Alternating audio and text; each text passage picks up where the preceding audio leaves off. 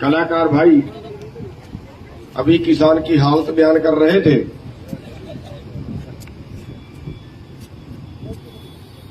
गीत के माध्यम से बयान कर रहे थे और उसकी वास्तविकता आज देश के अंदर, आज हम बेशक मुआवजे के लिए बैठे हैं, बेशक छोटे छोटे कामों के लिए हमें आंदोलन करने पड़ रहे हैं, लेकिन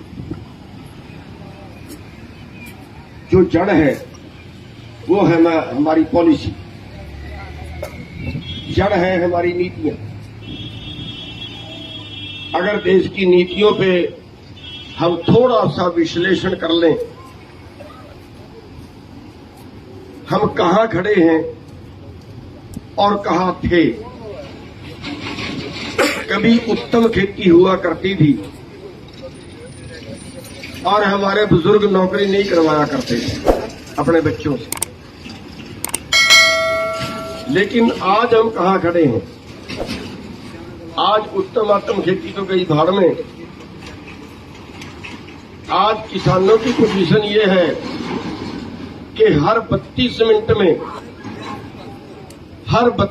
में एक किसान कर्जे में दब के आत्महत्या कर लेता है। बैंक वाले परेशान करते हैं, बैंक वाले दुखी करते हैं, जमीन की नीलामी करते हैं, किसान आत्महत्या कर लेते। जिंदा उदाहरण आपके सामने एक सफीदों का केस है। एसर ट्रैक्टर लिया, उसमें 27 कनाल जमीन रहने की, कर्जा उतार नहीं पाया। 27 कनाल की 27 कनाल आज बैंक के नाम है। एसर ट्रैक्टर में 27 कनाल जमीन गई। ये नहीं कि जितना उसका कर्जा था वो वसूल के बाकी उसको वापस कर दिए।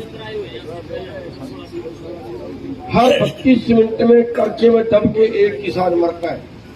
कितना कर्जा है पूरे देश के किसानों पे? अगर एग्रो इंडस्ट्री का कर्जा अलग कर दें, अगर हम कोल्ड स्टोर, शुगर मिलें, जूस फैक्ट्रियां, इनका कर्जा अलग कर दें, तो सारा कर्जा देश के किसानों पे 8 लाख करोड़ के करीब बनता है, जो एग्रीकल्चर लोन है, जो खेती का लोन है। और इसी देश के अंदर जिसमें 8 लाख करोड़ के कर्जे में पिछले 20 साल के अंदर 4 लाख किसान मर चुके, आत्महत्या कर चुके, जिनका रिकॉर्ड दर्ज हुआ और जिनका रिकॉर्ड दर्ज नहीं हुआ इससे ज्यादा उनकी गिनती है। इसी देश के अंदर जो बैंकों का पैसा पूंजीपतियों ने मारा वो है 15 लाख करोड़। 15 लाख करोड़ जो मार लिया, जो वसूला नहीं जा सकता, जिसको देश का एनपीए बोलते हैं। और 15 लाख करोड़ के कर्जे में एक भी पूंजीपति ने आज तक पूरे देश में आत्महत्या नहीं की, और एक भी पूंजीपति को इतने बड़े कर्जे में जेल नहीं हुई। यानी 2 तरह के कानून है इस देश में। इसका मतलब कहीं ना कहीं ये है कि कानून बनाने वाले जो है वो कहीं ना कहीं कारपोरेट के पास, पूंजीपतियों के पास बिके हुए।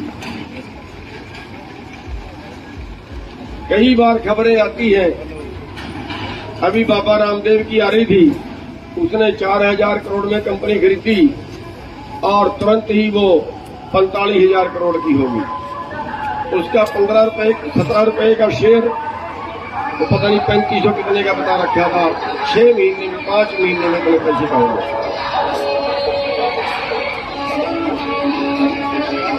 तो साथियों,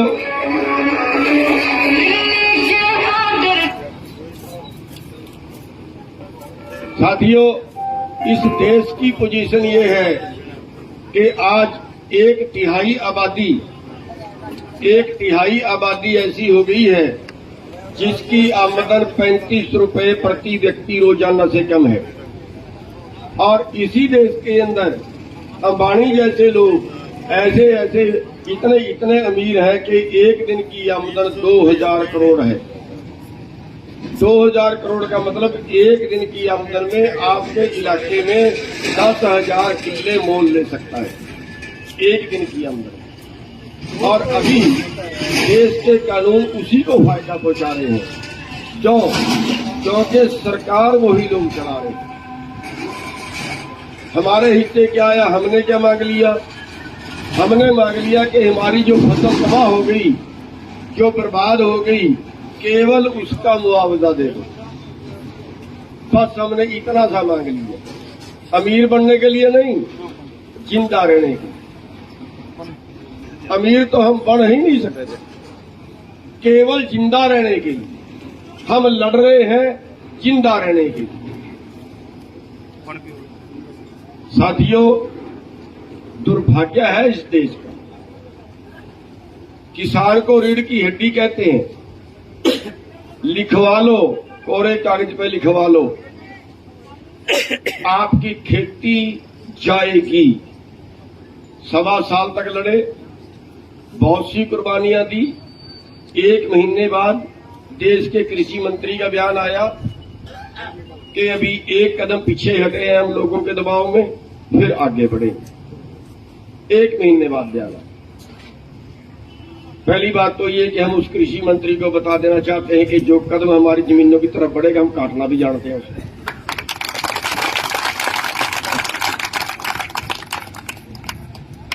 हमारी शराफत का इम्तिहान ना ले तो अच्छा है। इतना सब के बावजूद अभी 6 मंडियों के आर्डर आगे थे कैथल में कि मंडियों में बारदाना नहीं आएगा, सीधी अडानी के गोदाम में ले जाओ। किसान लोग हम वहां पे थोड़े करड़े हुए और उसके बाद कुछ राजनेताओं ने भी उस पर ट्वीट किया, तो अभी इस साल वो राहत मिल गई। अभी एक खबर और आ रही है इनके अंदर से निकल के, सभी आने वालों को धन्यवाद। अभी एक खबर और निकल के आ रही है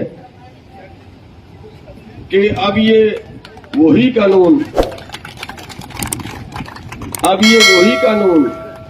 स्टेट वाइज लेके आएंगे। स्टेट वाइज लेके आएंगे। पहले सेंटर से लेके आए थे, पूरे देश के लिए थे। अब अलग अलग प्रदेश में अलग अलग टाइम पे अलग अलग तरीके से लेके आएंगे। तो साथियों,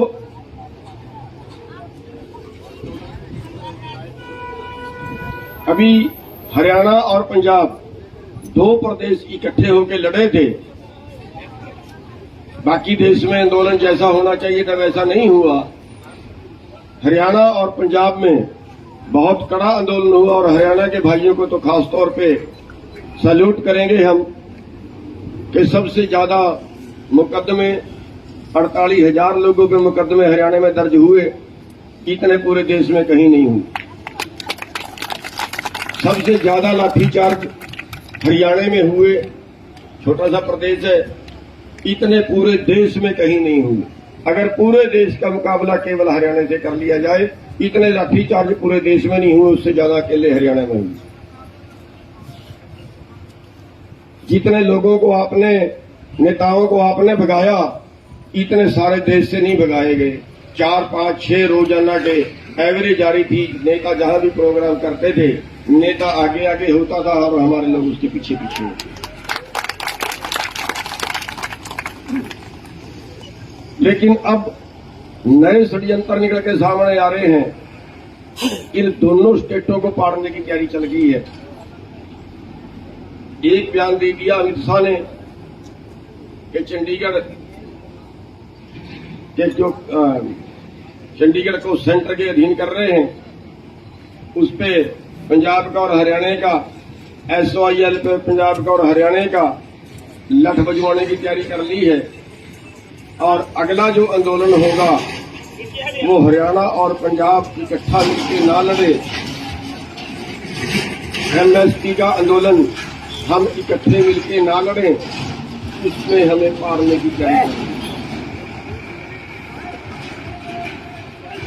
साथियों, हमें सरकार के इन हथकंडों से भी बचना है और हमें अपने एकता को भी बनाए रखना है। हमारे में कई तरह की बहमबाजियां पैदा हो जाती हैं, और कई तरह की फिर